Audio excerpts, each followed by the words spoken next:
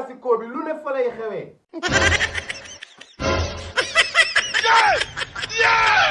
waa Salbi xanaa defet bi dalaa rëcc.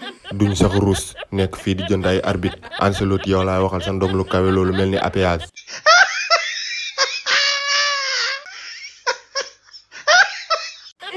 éclaté nga bomb nag.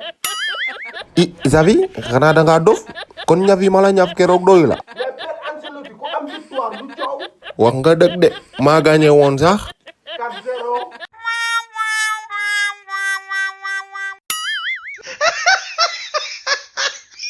Prime League moom dina mës a génne ka grave. et Wolof li dal instant bii mooy kawo. Salah yàq na sama laay fan yi dama mel ne ku amee gelu rab. waa mais Wolof mi fan la war a jëlee gelu rab. man loolu bëgg a juma ndax barki dem moo ñaay la fi doon ñaan lëmbalu naar.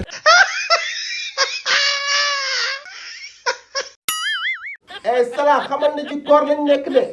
lan lay dégg fii lëmbalu naar wala mbaxalu naar.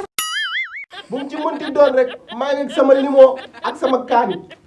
désolé je peux pas pleurer.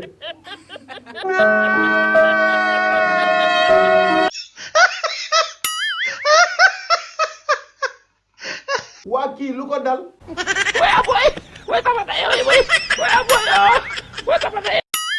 lii moom am na lu ko waral. pal bi def ma bett bi muy ñëw maa ngi xalaat naan spaghetti laa war a ndogoo wala petit pois. ah tuxal lu xew da ngaa jommi. dama xam ne lii bu doon sama équipe la ko def fii lay jaaree dootu ko ñamati. mais tuxal yaa ngi bëgg indi jaxase nag.